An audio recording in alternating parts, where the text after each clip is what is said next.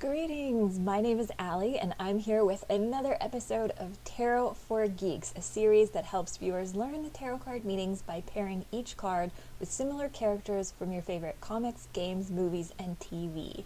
This all started as a personal project where I was pulling the same card from each of my pop culture decks, so there's a few right in front of you, to see if I could extract any patterns that would help me get a deeper understanding of that particular tarot archetype. And today's episode, as you can see, is going to be all about the World card. So we'll start by looking at a traditional World card. In the center, we see a female figure, sometimes referred to as a dancer. Her name is Sophia. She is not a deity as much as she is a personification of divine and holy wisdom. Kind of think of it like Lady Justice. She's not a goddess, but she's a personification of justice and harmony. So Sophia holds two wands or batons in each hand to represent balanced energies or harmony. She is surrounded by a wreath, a symbol of victory and success, as well as the nature of events to come full circle. The red ribbons on the top and bottom are shaped like the infinity symbol and are a reminder of the perpetual motion of the world and the universe. The wreath can also be seen as a gateway or a portal into the next phase of life. This gate would be the final destination of your current journey. Once you walk through, you begin anew as the Fool, so you start over again. The animals in the four corners are the four living creatures, as they're called, from Ezekiel's vision. So a biblical reference here. The same four creatures are mentioned in the Bible, the first time in the book of Ezekiel and the second time in the book of Revelation. They come up twice. They are described as being covered in eyes and having four faces, each with the face of a man, an ox, a lion, and an eagle. These are the divine beings that in the book of Revelation summoned the four horsemen of the apocalypse. So they are here to represent the end of an era. The living creatures are symbolic of the four evangelists. Each one is associated with one of the four gospels. The four cardinal directions, as when these creatures are described as moving in the Bible, they always face the same direction. So no matter whether they're going back and forth, front, sideways, they never orient themselves. They always face the same direction no matter which direction they move in. They also represent the four elements, the four seasons, and the four fixed signs of the zodiac. So the man in the corner is Aquarius, the lion Leo, the bull Taurus, and the eagle is Scorpio. Now, if you're like me, you might have been asking yourself, since when is the eagle a sign of Scorpio? Because I didn't know that before I started doing my research. So I had to look into this. I had to know, why is the eagle associated with Scorpio? And I did some digging and I came up with two possible answers for this. So one theory is that there could have existed some older version of a zodiac where the eagle was the fixed sign and it was later replaced by a scorpion. It seems like a very strange coincidence that 3 out of the 4 creatures match so perfectly, and then there's this odd one out up in this corner here. The other theory is that because they all match so perfectly, someone decided that they were just gonna complete the pattern and just make it fit. Thus, the eagle was adopted as a secondary symbol associated with Scorpio. I personally wonder, this is just my own question, if it was changed on purpose, because the Bible repeatedly uses scorpions and serpents as metaphors for wicked and evil people, and someone might have taken an exception to an angelic scorpion descending from heaven as a messenger of God. It may have given off some kind of mixed message, perhaps, and at some point maybe somebody did some executive PR decision and changed it to an eagle. I'm just questioning. I don't know if there's obviously no evidence. It's just a question I'm throwing out there. And all of these explanations are theories. No one actually knows which came first, the eagle or the scorpion, but it is this biblical reference in Ezekiel and Revelations that connects the eagle to the zodiac sign Scorpio. So, speaking of astrology, the world card is ruled by the planet Saturn, the planet of time management, task mastery, life experience, wisdom, tradition, and convention, which makes sense given that the meaning of the world is the end of a journey and the wisdom that comes as a byproduct of that experience. Some of the keywords associated with the world are conclusion, accomplishment, culmination, things falling into place or coming together, unity, wholeness, synthesis, fulfillment, happy endings, satisfactions, dreams coming true, and liberation. Okay, so that pretty much covers the traditional world card. I'm going to just put her aside here, and we're going to start with some of these pop culture decks. So I'm also going to flip over. Okay, let's start over here. Here we have Harry Potter, and he is holding all Deathly Hallows. The Deathly Hallows here is the more important symbol of the world, although I think it's significant here to have the figure, the hero of the story, sort of at that gateway at the end of the story. So here, the Deathly Hallows, we have 3 items that when used in unison make their owner the master of death. Notice 2 keywords I've already related to the world: unison and death. Although death may be a little bit strong, death is symbolic of an ending, so let's make endings or conclusions the more important meaning. The Deathly Hallows are the Elder Wand, which makes one unbeatable in combat; the Resurrection Stone, which gives its user the ability to summon the spirits of the dead; and the Invisibility Cloak, which makes one invisible. Although the Deathly Hallows were not directly involved with defeating Voldemort, they were symbolic of the lesson he had to learn in order to complete his journey. Becoming a true Master of Death was about more than uniting all the 3 Deathly Hallows. A true master must accept death as inevitable and acknowledge that there are worse things than death. Voldemort, let's remember, his biggest fear was death. His whole shtick was to find a way to become immortal and cheat death by creating Horcruxes and seeking out the Elder Wand and killing pretty much anyone who got in his way. This was his method of achieving his goal. Not until the end of the story, after Voldemort had already perished, does Harry realize that he is the true Master of Death. He was the only one in the stories to ever own all 3 Deathly Hallows. He reflects on the events that have transpired and the wisdom that he's acquired because of it. He understands how he survived the killing curse 3 times, by the way, twice because the Elder Wand that was used against him belonged to him and not Voldemort. Although Harry never dies by Voldemort's hand, he does prove to everyone that he was willing. Upon realizing the power and invincibility he now has as the Master of Death, he immediately gives it up so not to fall in the same trap of power that ensnared Voldemort. Having already abandoned the stone in the forest, he also returns the wand to Dumbledore's grave, and he accepts death as an inevitable part of life. Throughout the story, Harry often feels that he has to fight Voldemort alone. He doesn't want to be a burden or put anyone else in danger, but by the end, he is wise enough to understand that no one succeeds in isolation. It required unity and the contributions from many different people to end his story victoriously. Now let's switch over here to the Legend of Zelda, and we have the Triforce. So much like the Deathly Hallows, we have another triangular symbol as opposed to 4 corners or 4 different directions, with different pieces that become more powerful when united. The 3 pieces that complete the Triforce are courage, wisdom, and power. These 3 pieces and qualities are also symbolic of the 3 main characters in the game. So Link, the hero, courage; Zelda, wisdom; and Ganon, the villain, power, respectively. Each of these characters have their own contribution to the story and adventure. The center triangle, so the empty one here in the middle, the one that faces down, is a reflection of the heart of he who holds the complete Triforce. Whomever unites the Triforce is granted a wish by the goddesses.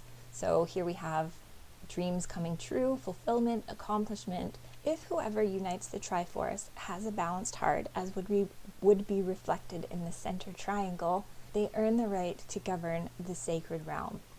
This would be the ideal happy ending for all would be united in balance and in harmony.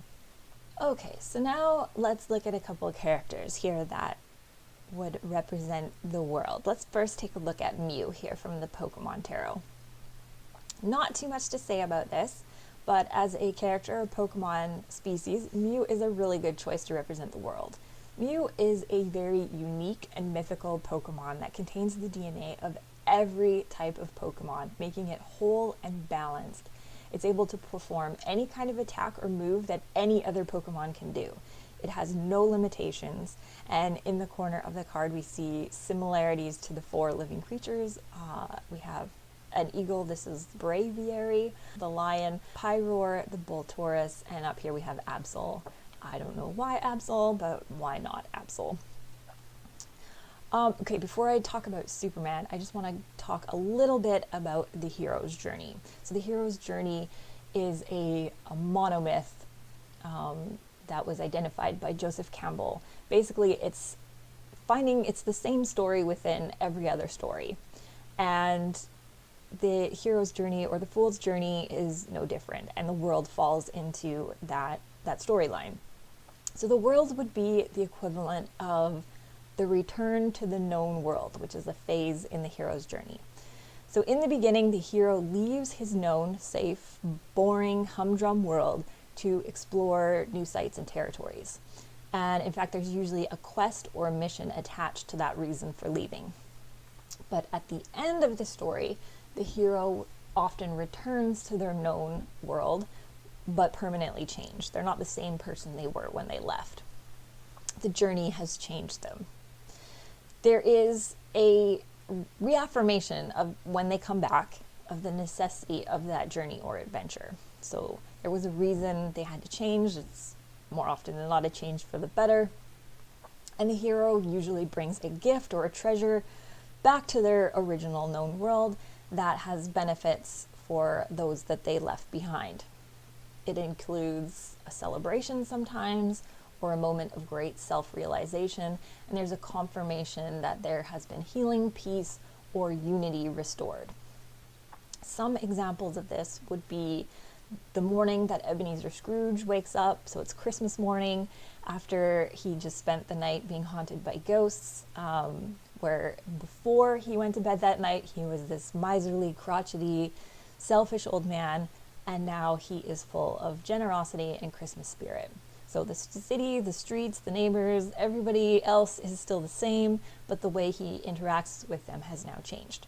Another example would be when Dorothy wakes up in her bed after clicking her ruby heels together in the Emerald City, and she wakes up now with a greater appreciation of her home and the people around her. So there is harmony in these worlds because the hero has grown and changed for the better. So now let's talk about Superman. So in this image, we see Superman lowering Lois Lane back down to Earth. Both of them are looking a little worse for wear. He's got some torn clothes. She's got torn clothes and bruises. But they're both alive and happy and in one piece. And here in the background, we see the crowd cheering with a woman hugging her child, and another child is running around with a cape, presumably pretending to be Superman. So it's a scene of happy endings. And if we think back to the original Superman movie, when he was faced with a dilemma, when Lex fired missiles in opposite directions, had left Superman trapped in a kryptonite prison, he did escape, but I think Lex knew that even if he did escape, he could only stop one of the missiles. So he does escape, he stops the missile from hitting New Jersey, and then finds out that the one that hit California actually killed Lois Lane. So what does he do? He's distraught and frustrated. He spins around the earth so fast, many times around the earth so fast, that he actually goes back in time so that he can stop the second missile, and he saves Lois. And this is kind of like the conclusion of that scene, that everything came together and everyone was saved. So Let's point out here that Superman is arguably the original superhero and the first one whose death had such an incredible impact on society. He had a significant beginning, paving the way for every other superhero who came after him, and a significant ending. Superheroes have died and come back to life many times over, but the death of Superman made mainstream international news headlines. I don't want to go into the socio-political relevance of that, but I just want to emphasize that it was a pretty big deal. That theme of endings and beginnings has strong ties to the World card. Another lesson of the World card is celebrating achievement and giving back or sharing the treasure or abundance that you have collected as a result of your achievement. It may come in the form of wealth, wisdom, or in the case you've amassed great power, to use that power to benefit others. This was something that Superman took very seriously, as he was guided by both of his fathers, Jor-El and Jonathan Kent. So when Jor-El sent his son to Earth, he chose Earth not because it was perfect, but because its people had the capacity for good. There was a side of its humanity that valued honesty, kindness, and generosity, and that was the environment he wanted his son to be raised in. And that is how the Kents did raise him, to use his power to benefit humanity. Superman came from humble beginnings, growing up on a quiet Kent farm, and no matter how powerful and famous he became, he never forgot where he came from, and he always gave back what he could and encouraged others to do the same. Superman's fathers also encouraged him to keep his identity a secret, and there were a few reasons for this. One was to protect his privacy and his loved ones, for those who wanted to hurt Superman could hurt him by hurting those he cared about.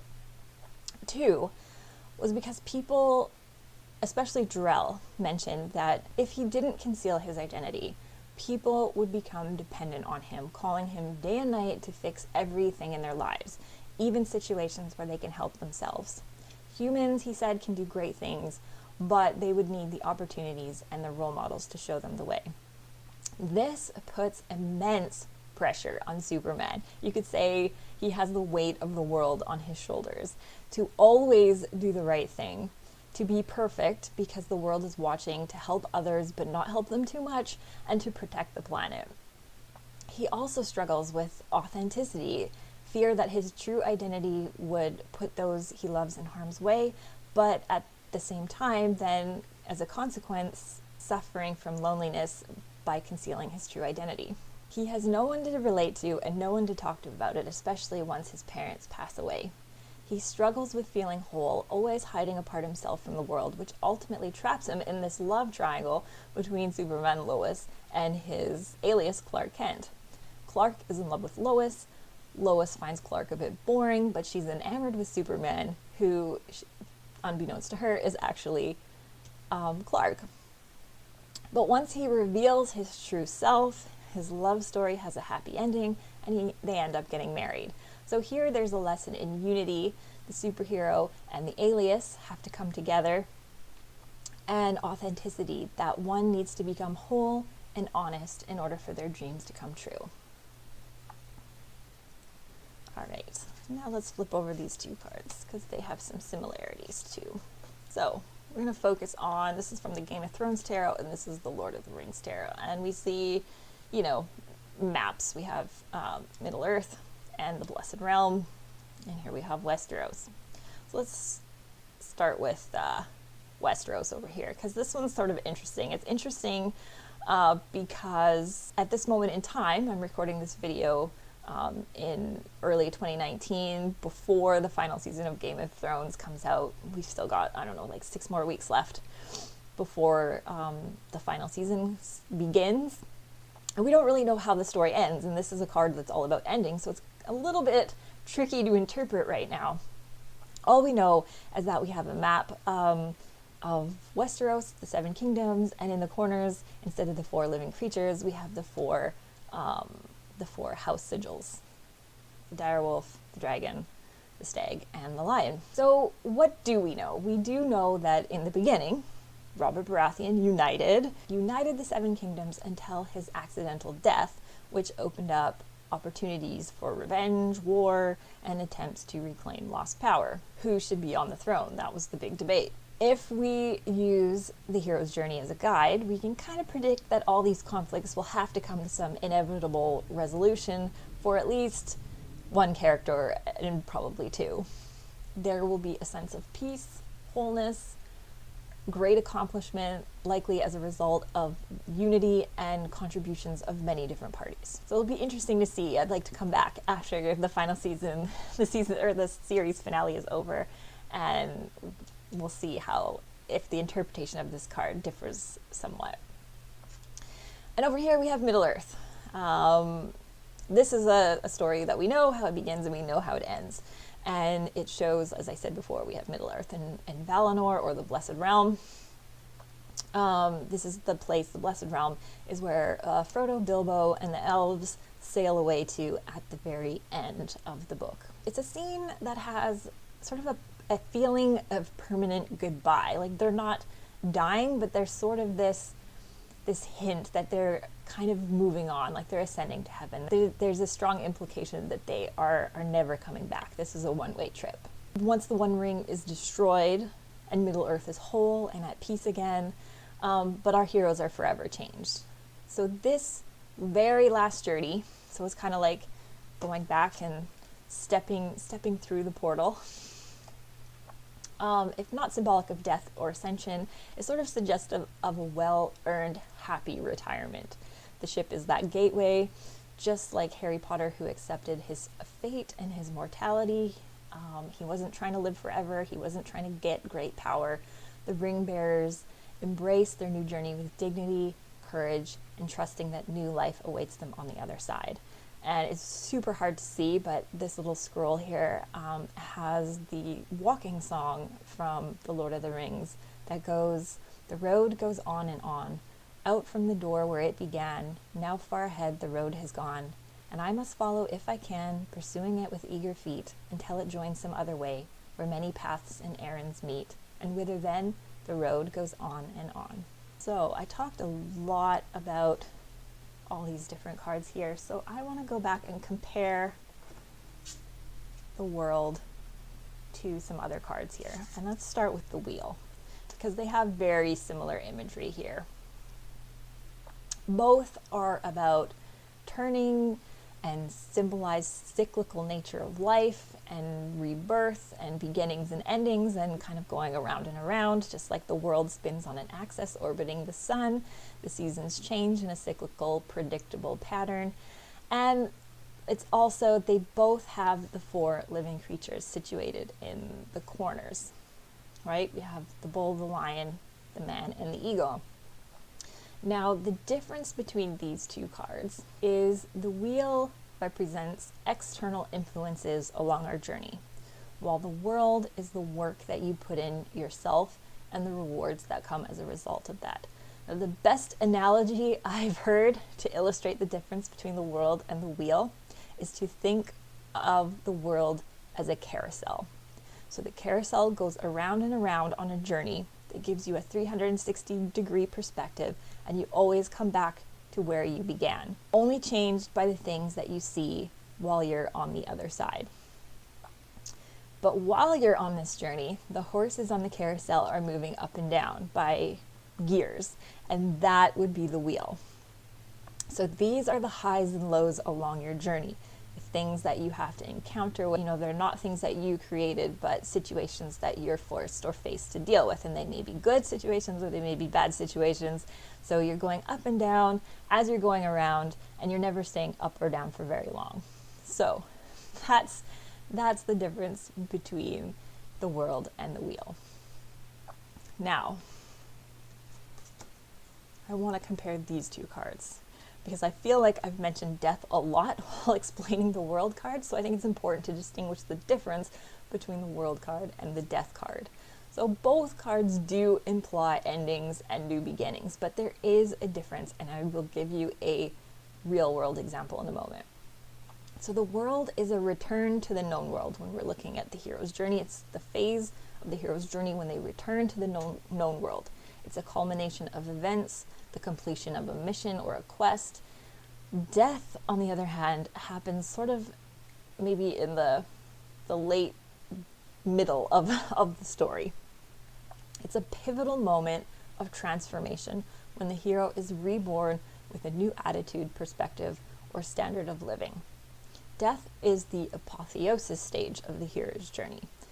There is no way to complete the journey. You cannot get here until you've gone through this. The hero has to be willing to die for the cause. So in storytelling, this is often a literal death or willingness to die, but in real life, it's usually about shedding old skin, old ways, old behaviors, or old ways of thinking. So here is a real life example of death or apotheosis. So it would be the decision followed up by action to leave a toxic or a broken relationship. The person who has put up with being mistreated or settling for less dies, quote, quote, quotation marks, as does the relationship. The relationship dies. So that same person can be reborn with higher standards. The world card would be the return to the known world. So now you're entering a new and healthy relationship, a happy ending that could not have happened without the preceding death event. So I hope that makes sense. So there has to be an ending, there has to be a death and a rebirth. So leaving the bad relationship, and then the happy ending would be finding a new, healthy, happy relationship with your new standards for yourself. Many people draw comparisons between these two cards simply because of the position of the figure's legs. Now, Waite, who created this Rider-Waite traditional tarot deck, says that the legs are crossed to resemble a fillfoot cross, also called a swastika. Keep in mind that this deck was created almost 30 years before the Nazis appropriated the swastika symbol. So this particular cross then is a symbol of the sun and the four directions. So just like our four living creatures here. It's a symbol of the four directions. And so we could use that to say both these cards are about perspective. So the world being the perspective of hindsight and the accumulation of all the different perspectives over the course of one's journey. That you left the known world, you saw things from another point of view, another place, you learned things that you never knew existed before, and that has changed you and changed your perspective. The Hangman, on the other hand, is more about calling for the necessity to look at things from another angle. So turn things upside down, look at them differently, because at present, your narrow view is blocking your ability to move forward.